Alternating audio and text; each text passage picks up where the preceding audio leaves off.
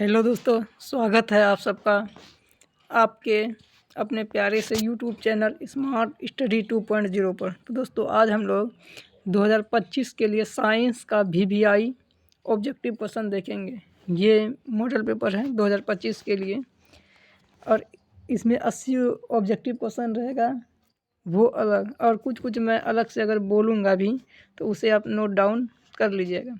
तो स्टार्ट करते हैं पहला क्वेश्चन के साथ। समतल दर्पण द्वारा बना प्रतिबिंब कैसा होता है?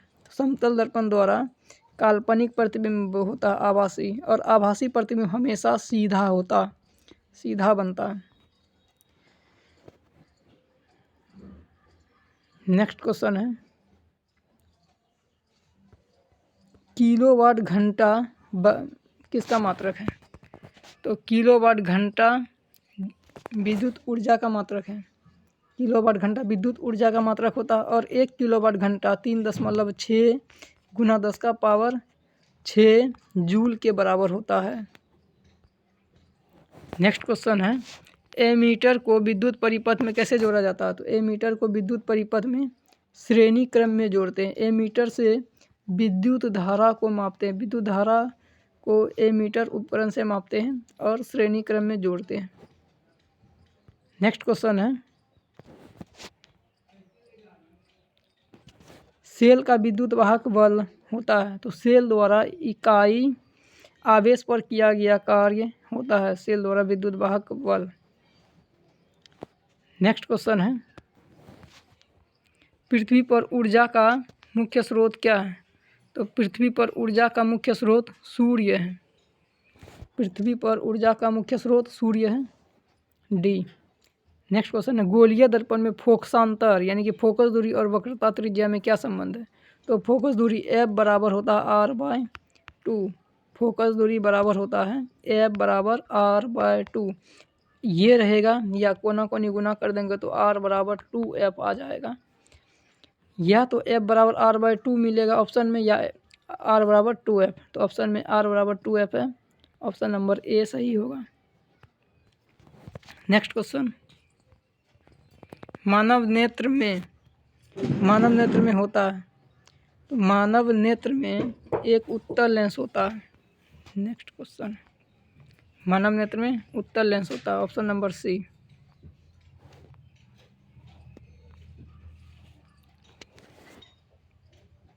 नेक्स्ट क्वेश्चन है, मानव नेत्र वस्तु का प्रतिबिंब निम्न में से किस भाग पर बनाता है?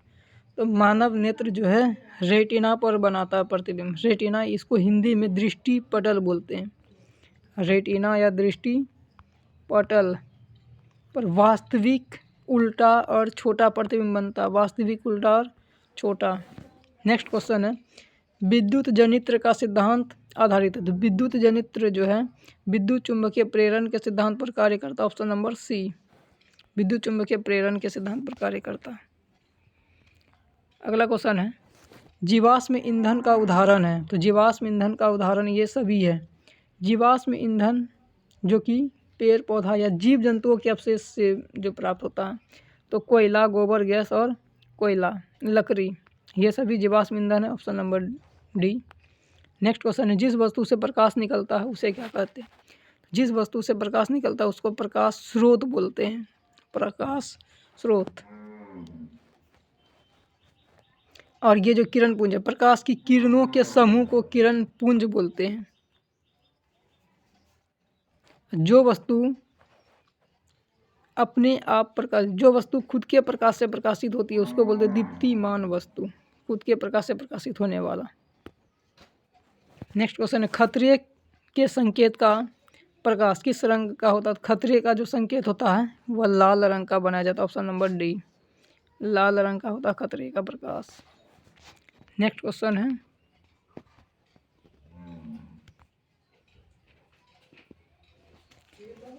सूर्य तथा अन्य तारों की विशाल ऊर्जा का स्रोत क्या है? सूर्य और अन्य तारों में नाभिकीय संलयन के कारण ऊर्जा प्राप्त होता है।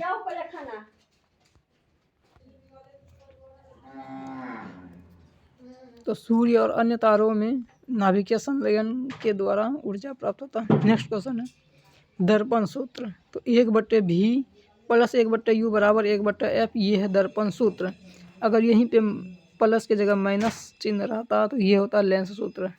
ये लेंस सूत्र नहीं है, u के बगल u वाला माइनस में होता। ठीक, नेक्स्ट क्वेश्चन है,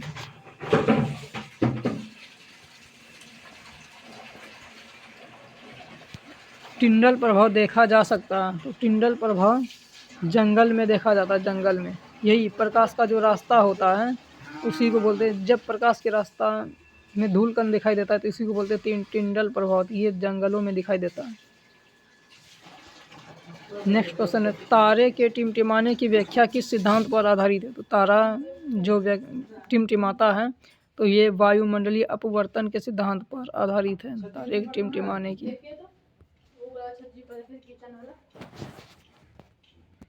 नेक्स्ट क्वेश्चन की तरफ बढ़ते हैं, सामान्य नेत्र के रेटिना पर बनने वाला प्रतिबिंब होता है। तो रेटिना पर कैसा प्रतिबिंब बनता है? रेटिना पर वास्तविक और उल्टा प्रतिबिंब बनता है। नेक्स्ट क्वेश्चन है,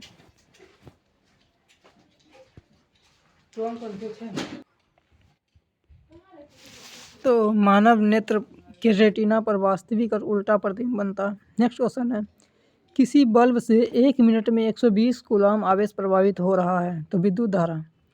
तो धारा बराबर होता है, धारा I बराबर आवेश बट्टे समय, आवेश बट्टे समय। तो आवेश का मान दिया गया है 120, समय सेकंड में होना चाहिए, मिनट में है, 1 मिनट में 60 सेकंड होता है, तो कट गया 2 बार में, तो 2 एम्पियर, बी सही होगा। नेक्स्ट क्वेश्चन की तरफ बढ़ते हैं, किस उपकरण में धन और ऋण का चिन्ह नहीं होता है। तो कुंडली में धन और ऋण का चिन्ह नहीं होता है, कुंडली में धन और ऋण का चिन्ह नहीं होता है। नेक्स्ट क्वेश्चन है, लघु पतन के समय परिपथ में विद्युत धारा का मान बहुत अधिक बढ़ जाता है।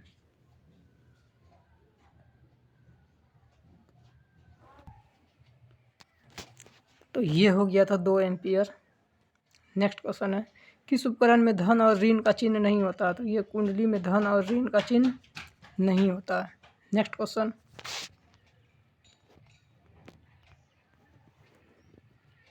लघु पतन के समय परिपथ में विद्युत धारा का मान होगा।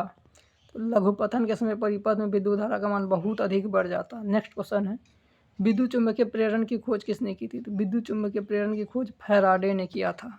नेक्स्ट क्वेश्चन की तरफ बढ़ते हैं,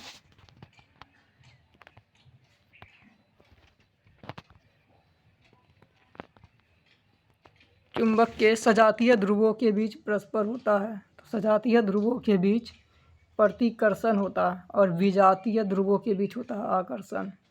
यहाँ पे सजातीय ध्रुव है तो प्रतिकर्षण होगा। नेक्स्ट क्वेश्चन की तरफ बढ़ते हैं, विद्युत मोटर परिवर्तित करता है। तो विद्युत मोटर विद्युत ऊर्जा को यांत्रिक ऊर्जा में बदलता है, मोटर विद्युत ऊर्जा को यांत्रिक ऊर्जा में बदलता है।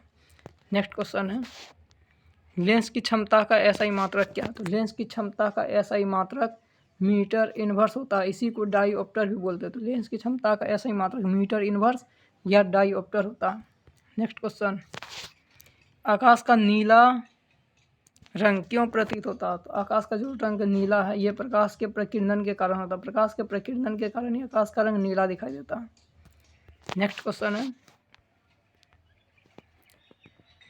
वही रिपीट क्वेश्चन है कि विद्युत चुम्बकीय प्रेरण की खोज किसने की थी। विद्युत चुम्बकीय प्रेरण की खोज फैराडे ने किया था। नेक्स्ट क्वेश्चन है, 1 किलोवाट घंटा बराबर होता है, 1 किलोवाट घंटा बराबर होता है 1 किलोवाट घंटा। तो किलो का मतलब 1000, घंटा का मतलब 3600। तो इसको इस रूप में लिखेंगे तो 3.6 गुना 10⁻6 जूल होता है। नेक्स्ट क्वेश्चन,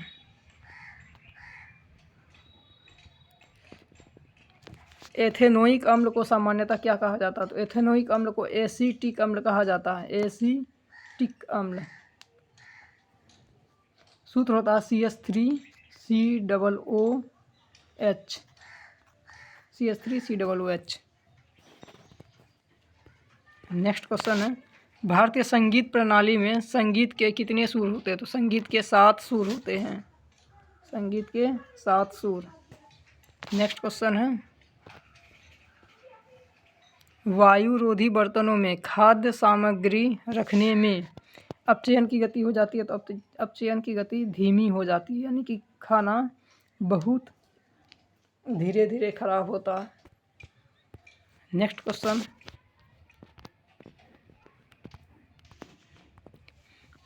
नीचे दी गई अभिक्रिया में कौन सा कथन सही है?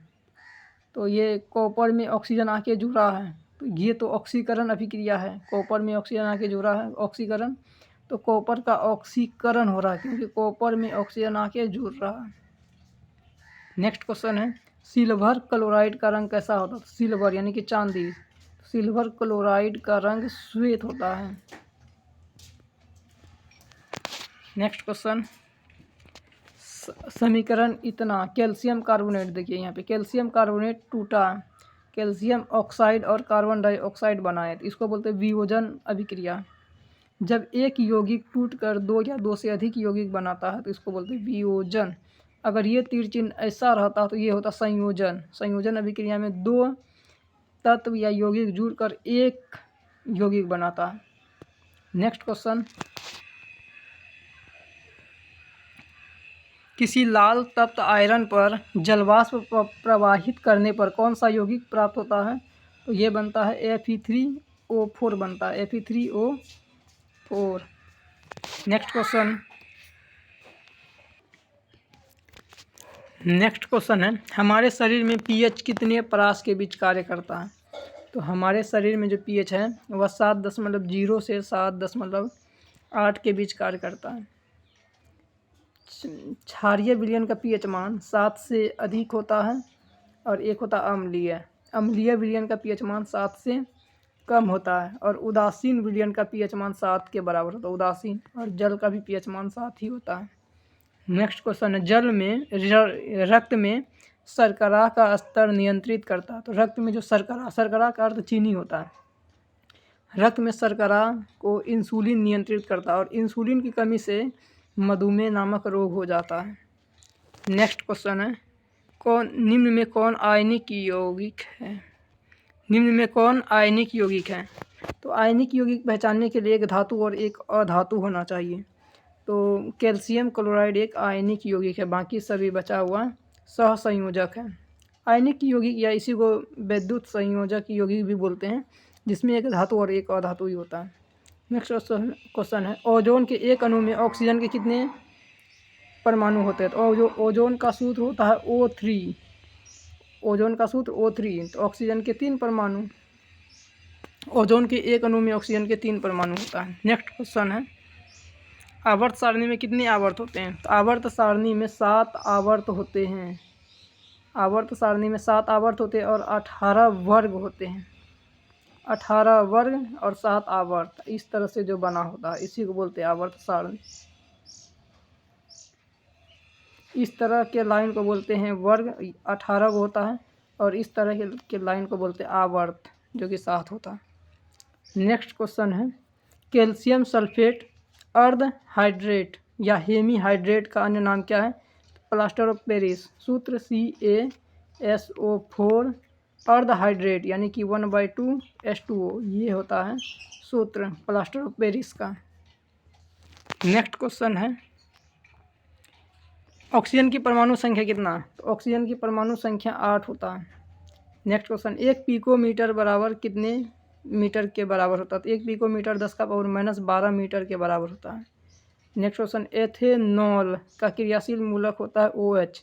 एथेनॉल का क्रियाशील मूलक OH होता है और ये CHO एल्डिहाइड का होता है, एल्डिहाइड। और ये COOH अम्ल का है और CO कीटोन का है, कीटोन का CO, ये है अम्ल और ये है एल्डिहाइड, ये है एथेनॉल यानी कि एल्कोहल। नेक्स्ट क्वेश्चन की तरफ बढ़ते हैं, किसी अभिक्रिया में भाग लेने वाले पदार्थ क्या कहलाते हैं? तो भाग लेने वाले पदार्थ अभिकारक कहलाते हैं और अभिक्रिया में बनने वाले पदार्थ प्रतिफल कहलाते हैं। नेक्स्ट क्वेश्चन की तरफ बढ़ते हैं, साधारण नमक का रासायनिक सूत्र क्या है? तो नमक का रासायनिक सूत्र NaCl होता है, NaCl। अगला क्वेश्चन है, निम्न में कौन मुख्यतः बायोगैस है? तो बायोगैस CH4 बायोगैस यानी कि मीथेन। CH4 का नाम मीथेन है, मीथेन, ये एक बायोगैस है। नेक्स्ट क्वेश्चन है, पोटेशियम की परमाणु संख्या कितनी है? तो पोटेशियम की परमाणु संख्या 19 होती है। पोटेशियम की परमाणु संख्या 19 होती है। नेक्स्ट क्वेश्चन, निम्न में कौन दुर्बल अम्ल है? तो दुर्बल अम्ल होता है CH3COOH, ये एक दुर्बल अम्ल है। बाकी ये तीनों प्रबल अम्ल हैं, ये तीनों प्रबल है। HCl हाइड्रोक्लोरिक अम्ल हमारे पेट में पाया जाता है, आमाशय में। और ये H2SO4 यानी कि सल्फ्यूरिक अम्ल का उपयोग बैटरी में किया जाता है, तो इसलिए इसको बैटरी अम्ल भी बोलते हैं। और ये नाइट्रिक अम्ल है, नाइट्रिक अम्ल, इसका उपयोग विस्फोटक पदार्थ बनाने में किया जाता है। नेक्स्ट क्वेश्चन है, कार्बन क्या है? तो कार्बन एक अधातु है, कार्बन अधातु है। नेक्स्ट क्वेश्चन की तरफ बढ़ते हैं, नर युग्मक एवं मादा युग्मक के संयोजन से क्या बनता है? तो पहले नर युग्मक और मादा युग्मक के संयोजन को निषेचन बोलते हैं, निषेचन। और इसके फलस्वरूप जाइगोट यानी कि युग्म नज का निर्माण होता है, युग्म नज। और ये धीरे धीरे भ्रूण, भ्रूण से शिशु, शिशु के बाद बच्चा बन जाता है। नेक्स्ट क्वेश्चन है, किसी जीव की जीनी संरचना कहलाता है? तो जीनी संरचना जीनोटाइप या जीन प्ररूप कहलाती है, जीनोटाइप या जीन प्ररूप। अगला क्वेश्चन है, मैदानी पारिस्थितिकी तंत्र में तृतीयक उपभोक्ता? तो तृतीयक उपभोक्ता ये सर्प है। हरा पौधा, इसको उत्पादक बोलते हैं, उत्पादक हरा पौधा। और प्राथमिक उपभोक्ता जो है, प्राथमिक उपभोक्ता को शाकाहारी बोलते हैं। और द्वितीयक और तृतीयक मांसाहारी होता है। नेक्स्ट क्वेश्चन, रक्त में आयरन की कमी से होने वाला रोग है? तो आयरन की कमी से एनीमिया रोग हो जाता है, यानी कि खून की कमी। रक्त में आयरन यानी कि लोहा की कमी से एनीमिया, खून की कमी रोग हो जाता है। अगला क्वेश्चन है, कवक में पोषण की कौन सी विधि होती है? तो कवक में मृतोपजीवी पोषण होता है, मृतजीवी पोषण होता है कवक में। मरे हुए चीज़ों को खाकर अपना पेट भरता है ये। नेक्स्ट क्वेश्चन, ऑक्जीन है, ऑक्जीन ये पादप हार्मोन है। ऑक्जीन एक पादप हार्मोन होता है जो पौधे की लंबाई बढ़ाता है। अगला क्वेश्चन, मानव में डायालिसिस थैली है? तो ये नेफ्रॉन। एक मनुष्य में 2 किडनी होता है और प्रत्येक किडनी में लगभग 10 लाख नेफ्रॉन होते हैं। किडनी की संरचनात्मक एवं क्रियात्मक इकाई नेफ्रॉन ही होता है। नेफ्रॉन से मिलकर बना होता है किडनी। वृक्क, और वृक्क उत्सर्जन से संबंधित है। नेक्स्ट क्वेश्चन, वायुमंडल में CO2 गैस की उपस्थिति है? तो CO2 गैस 0.03% है वायुमंडल में CO2। अगला क्वेश्चन है, नर युग्मक एवं मादा युग्मक के संगलन को कहते हैं? तो ये बोलते हैं निषेचन। और इसी के फलस्वरूप जाइगोट यानी कि युग्मनज बनता है। तो इनमें से कोई नहीं। नेक्स्ट क्वेश्चन है, निम्नलिखित में कौन एक लिंगी पादप का उदाहरण है? तो पपीता, पपीता एक लिंगी पादप का उदाहरण है। अगला है, मुकुलन द्वारा प्रजनन किसमें होता है? तो मुकुलन द्वारा प्रजनन ईस्ट में होता है और हाइड्रा में होता है। ईस्ट और हाइड्रा में जो प्रजनन होता है वह मुकुलन द्वारा होता है। नेक्स्ट क्वेश्चन है, मलेरिया उत्पन्न करने वाला मच्छर किस तरह के जल में रहता है? तो मलेरिया उत्पन्न करने वाला जो मच्छर होता है ये गंदा जल में होता है। मलेरिया उत्पन्न करने वाला मच्छर गंदा जल में। और डेंगू उत्पन्न करने वाला जो मच्छर होता है ये साफ जल में होता है। डेंगू उत्पन्न करने वाला मच्छर साफ जल, और मलेरिया उत्पन्न करने वाला मच्छर गंदा जल में होता रहता है। नेक्स्ट क्वेश्चन है, ओजोन परत पाई जाती है? तो ओजोन परत समताप मंडल स्ट्रेटोस्फियर में पाई जाती है। इसकी को हिंदी में समताप मंडल बोलते हैं, समताप मंडल में पाया जाता है। इंग्लिश में बोलते हैं स्ट्रेटोस्फियर। नेक्स्ट क्वेश्चन है, किसी पारिस्थितिक तंत्र में ऊर्जा को ग्रहण करने वाला होता है? तो उत्पादक यानी कि पेड़ पौधा। उत्पादक में पेड़ पौधा आती है, हरे पेड़ पौधे। किसी पारिस्थितिक तंत्र में ऊर्जा को ग्रहण करने वाला उत्पादक ही होता है। अगला क्वेश्चन है, एडिनोसिन ट्राइफॉस्फेट यानी कि ATP है? तो ATP ऊर्जा का वाहक भी है, ऊर्जा का संग्राहक भी है और ऊर्जा का सिक्का भी बोलते हैं इसको। इनमें से सभी ऑप्शन नंबर डी हो जाएगा, ये सभी है ATP।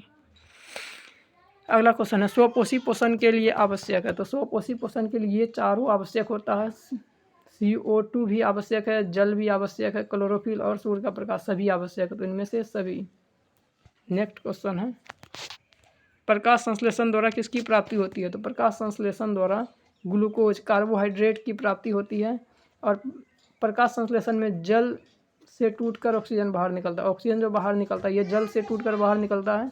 प्रकाश संश्लेषण की क्रिया दिन में होती है और सभी हरे पेड़ पौधे में होती है। पेड़ पौधा क्लोरोफिल के कारण हरा दिखता है और क्लोरोफिल का रंग भी हरा ही होता है।